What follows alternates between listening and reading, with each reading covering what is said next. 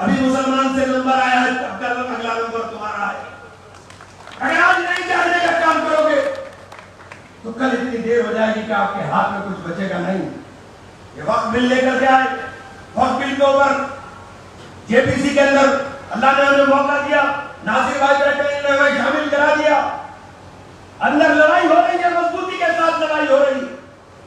आपके सिपाही मजबूती के साथ अपनी बात को रखने का काम कर रहे हैं, लेकिन आपको भी समझना पड़ेगा, आपको भी समझना पड़ेगा कि आपके बीच में कौन कौन लोग हैं आकर के आपको बांटने की बातें करते हैं, तरह तरह की चर्चाएं शुरू कर दी।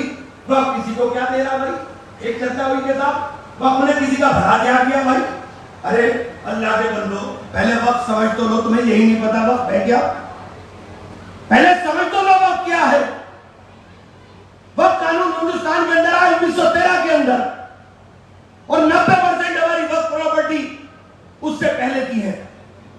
वक्त किसी कानून से बंधा हुआ नहीं है, ये हमारे फरीजे के अंदर शामिल है। आप लोग कहते हो कि वक्त क्या है, और वक्त में भला क्या किया। जब नमाज जहां पढ़ रहे हो वो भी तो वक्त है, जहां दफन हो रहे हो वो भी तो वक्त है, जहां इसकी नमाज पढ़ रहे हो वो भी तो वक्त है।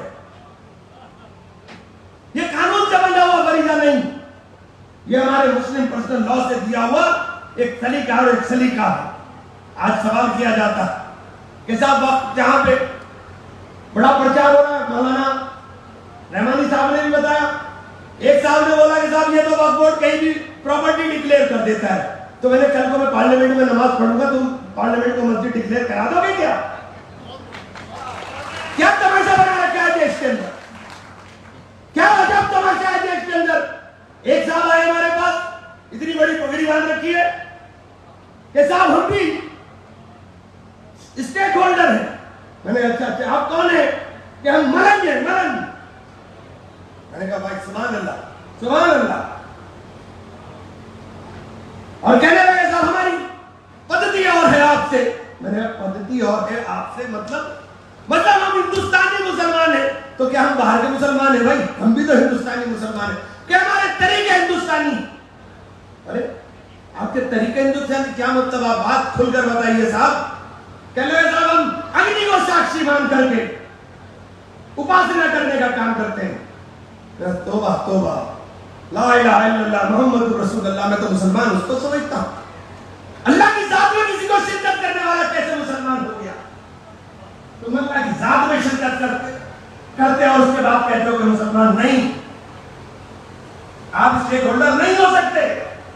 इसी तरह से आप लोगों को बीच में अपने छोटे छोटे मफाद के लिए वो बीच में आकर के कहते हैं हमारा, अरे समझदार सुधर जाओ, समझ जाओ, तुम्हारा निशान नहीं मिलेगा। ये लड़ाई सिर्फ वक्फ बोर्ड की नहीं है, मुसलमानों तुम्हारे खिलाफ नहीं है। ये लड़ाई इस मुल्क के अंदर इस्लाम के खिलाफ लड़ाई की शुरुआत है। अगर अब भी नहीं समझ में आ रहा है तो कब समझोगे? वक्फ नहीं होगा, वक्फ बाय यूजर नहीं होगा, मौलाना ने समझाया। वक्फ बाय यूजर नहीं होगा तो ना ईदगाह होगी, ना खानकाह होगी, ना मस्जिद होगी, ना कब्रिस्तान होगा। अल्लाह तुम्हें हिदायत दे नमाज की, तो नमाज पढ़ने के लिए तुम्हें मस्जिद नहीं मिलेगी। कब बेदारी आएगी आप लोगों के अंदर? कब उठने का काम करोगे? अपने बीच में फिरके बना करके बैठ गए, इन फिरकों से बाहर निकलने का काम करो। पहले तुम्हें बांटा जाएगा, फिर तुम्हें मारा जाएगा। ये बांटने की तैयारी, कितने लोगों को यह फिरकों में बांटने की बात कर रहे हैं, कितने लोगों को फायदा पहुंचाने का काम किया। वक्फ बोर्ड के अंदर 2 मेंबर, 20 वक्फ काउंसिल, सेंट्रल वक्फ काउंसिल में 20 मेंबर होने चाहिए। 2 मेंबर हैं जो वक्फ बिल लेकर आए, 2, एक मिस्टर किरण रिजिजू और दूसरे उनके सेक्रेटरी, दोनों मुसलमान नहीं। आप कैसे बिल बना कर लेके आए? आप क्या जानते हो वक्फ के बारे में? कहते हैं कि साहब वक्फ की प्रॉपर्टी रजिस्टर्ड नहीं होगी तो वक्फ नहीं माना जाएगा।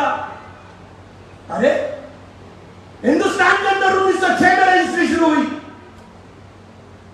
और प्रॉपर्टी हमारी 1906 से कई सौ साल पुरानी है। ये वक्फ बाय यूजर जो गजट नोटिफिकेशन के अंदर आया, कब्रिस्तान, ईदगाह, मस्जिद, खानकाह, और ये खत्म तो इसका मालिकाना हक कहां जाएगा? इनका मालिकाना हक केंद्र की सरकार का होगा, स्टेट की गवर्नमेंट में बाहर कलेक्टर तय करेगा कि ये प्रॉपर्टी वक्ती है कि नहीं। और जब कलेक्टर ही काबिज बैठा है तो तय क्या करेगा? महसूस ये होता है दौरे तबाही, शीशे की अदालत में पत्थर की गवाही है। दुनिया में कहीं इसकी तफसील नहीं मिलती, कातिल ही मुआफिज है, कातिल ही सिपाही। अजीब तमाशा देश के अंदर है, कलेक्टर तय करेगा और कलेक्टर ही काबिज है। और कलेक्टर कब तक तय करेगा इसकी कोई तारीख तय नहीं है। कलेक्टर कब तय करेगा इसकी कोई तारीख तय नहीं। किसी भी प्रॉपर्टी पर विवाद होगा तो कलेक्टर मालिक हो जाएगा।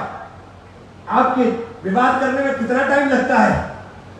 इस प्रॉपर्टी को विवादित करने में एक दरखास्त दीजिए, विवाद हो गया, और विवाद हो गया तो कलेक्टर साहब मालिक हो गए। और जब तक विवाद तय नहीं होगा उसका मालिकाना हक कलेक्टर साहब के पास है। कलेक्टर साहब का मतलब इनकी सरकार, कलेक्टर साहब का मतलब ये नफरत की बात करना चाहते हैं, ये मुल्क का अमन खत्म करना चाहते हैं। साथियों, एक बात आपसे पूछना चाहता हूं कि अगर हमें नमाज पढ़नी हो तो क्या हमको इजाजत की जरूरत पड़ेगी? हमें इजाजत की जरूरत पड़ेगी हमारे दिल में गवाही की हम नमाज पढ़े? हमारी तमाम तर प्रॉपर्टीज को एएसआई ने पकड़ा हुआ है, एएसआई बैठी हुई है, साहब इनका मालिकाना है, इनके बाप की प्रॉपर्टी है। हमारे आबाओ अजदाद ने बनाई थी मस्जिद, लेकिन ये पूर्वक कि हम लोग संरक्षण करने का काम करेंगे।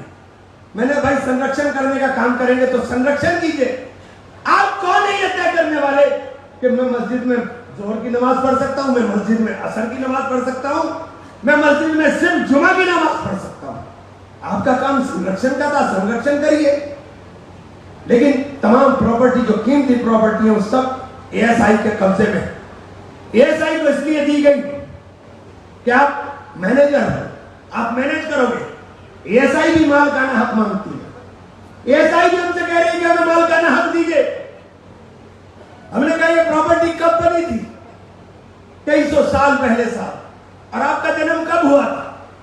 कि हमारे डिपार्टमेंट का जन्म हुआ था 1871 के अंदर, और हम 1904 से प्रॉपर्टी का संरक्षण कर रहे हैं। तो जब आपका जन्म नहीं हुआ था प्रॉपर्टी उससे पहले दी, तो आपके बाप की प्रॉपर्टी कैसे हो गई? ये सवाल इसलिए खड़े हो रहे हैं हमारे जो बुनियादी चीज है हमारी उसको तोड़ना चाहते हैं। 2006 में कांग्रेस ने सच्चर कमेटी की रिपोर्ट छाया की थी।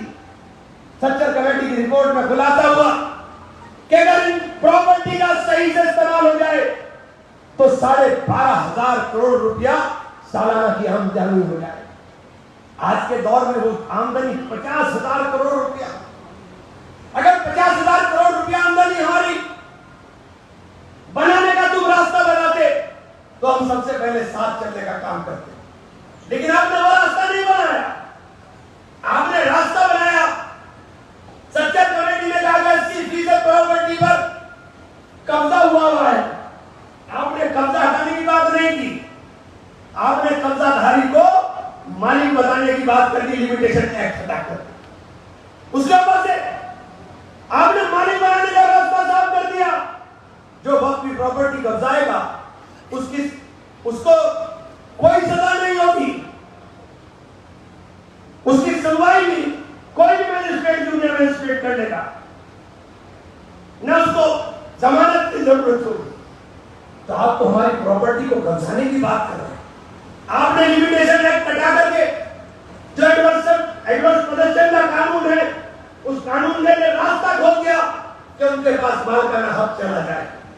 हमारे पास बचेगा कुछ नहीं, हमारे पास कुछ बचेगा नहीं। और आप आज भी बात करते हो कि हमें पट करके देखते हो। आज भी आप अपना उस मजबूत रस्सी को थामने का काम नहीं कर रहे हो जिस मजबूत रस्सी का नाम ईमान है। और ईमान की रस्सी को अगर मजबूत से नहीं थामोगे तो यकीन जान लीजिए तबाही के रास्ते को पकड़ोगे, तबाह और बर्बाद होने का काम कर दो। आज हमें भागने की सारी चीजें की जा रही है और झारखंड के लोगों आपसे कहना चाहता हूं आपको मजबूती के साथ खड़ा होना पड़ेगा हमारे साथ।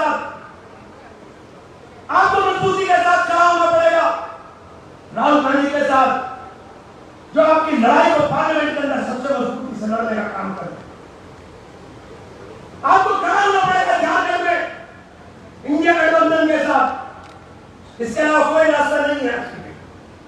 इधर उधर मत देखिएगा, कोई रास्ता निजात का नहीं है। मुल्क के अंदर हालात अच्छे नहीं, और इन हालात के अंदर आपके सर पे चुनाव, ये बात इसलिए कह रहा हूं, हम लड़ाई पूरे देश में लड़ने का काम कर रहे हैं।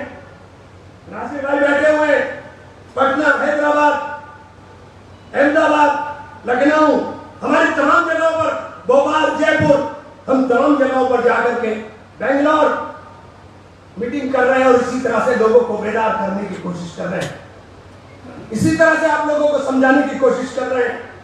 मैं इसलिए आप लोगों से कहना चाहता हूं कि आप किसी भी सूरत में कोई कितना भी आपको समझाने की कोशिश कर ले, इनके बहकावे में अपने आप को बर्बाद, क्योंकि जमहूरियत को खत्म करने की लड़ाई आज ये मुसलमान से शुरू हुई है, कल ये आदिवासी पे जाएगी। आदिवासी मुख्यमंत्री बर्दाश्त नहीं होता इनको, आदिवासी मुख्यमंत्री को जेल में डाला जाता है, बेइज्जत किया जाता है। मौजूदा मुख्यमंत्री जेल में जाएगा, वो बेइज्जत किया जा रहा था, और वो बेइज्जती सिर्फ हेमंत सोरेन की नहीं थी, वो बेइज्जती इस मुल्क के दस्तूर की थी, इस मुल्क के आइन की थी। इसलिए आपको समझना पड़ेगा कि आज ये वक्त नहीं है कि हम लोग इधर उधर की बात करें। आज जरूरत इस बात की है, मुत्तहिद और इत्तेफाक राय के साथ हम लोग फैसला लेने का काम करें। और मैं मुबारकबाद देना चाहता हूं तमाम साथियों को जिन्होंने इस कार्यक्रम का आयोजन किया। हम तो आपके लिए लड़ रहे हैं, जितना दम है उतना दम दे करके लड़ने का काम करेंगे, लेकिन हाथ उठा करके एक वादा हमसे भी कर लीजिएगा कि तमाम साथी एकजुटता के साथ इस बिल का विरोध करेंगे और इंडिया गठबंधन के हम लोग साथ चलने का काम करेंगे। आज लड़ाई संविधान को बचाने की इस लड़ाई में हमें सहयोग करने का काम करेंगे। मैं आप सब लोगों को शुक्रिया अदा करना चाहता हूं, आप सब लोग आए, बहुत बहुत शुक्रिया। बहुत बहुत बहुत शुक्रिया जनाब इमरान मसूद साहब। आप वक्फ संशोधन अधिनियम पर बने हुए संयुक्त संसदीय समिति के सदस्य भी हैं। आपने बेहद बारीकी के साथ तमाम चीज़ों को